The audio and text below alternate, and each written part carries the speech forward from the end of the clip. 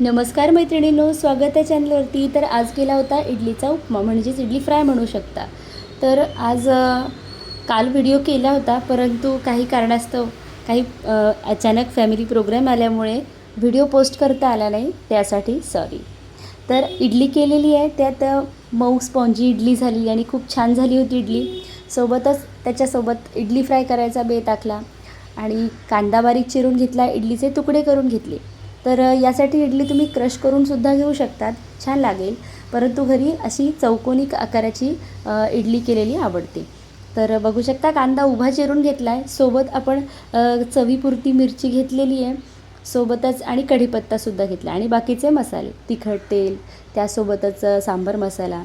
तर फोडणी घालून घेतलेली आहे जिरे मोहरीची नेहमीप्रमाणे. जिरे मोहरी तडतडू दिलेली आहे, त्यात मिरची आणि कढीपत्ता जो आहे तो फ्राय करून घेतला आहे.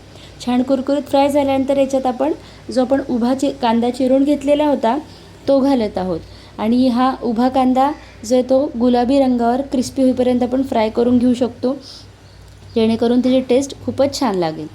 कांदा घातलेला आहे, तो हलवून एकजीव करून सारखा होईपर्यंत सगळीकडून फ्राय करून घेत आहोत. त्यानंतर ह्याच्यामध्ये घालण्यासाठीचे मसाले जे ते घेतलेले आहेत.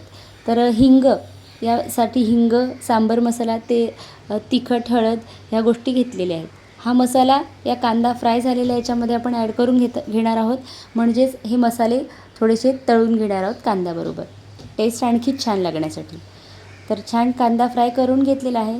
त्यानंतर आपण जे बारीक तुकडे केले होते इडलीचे, ते याच्यात घालून घेणार आहोत.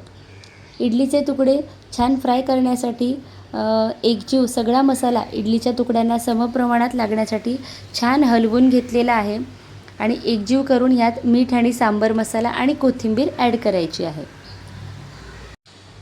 तर अशा प्रकारे आपला इडलीचा उपमा जो आहे किंवा इडली फ्राय तयार झालेला आहे. रेसिपी आवडल्यास लाईक, शेअर, सबस्क्राईब करा.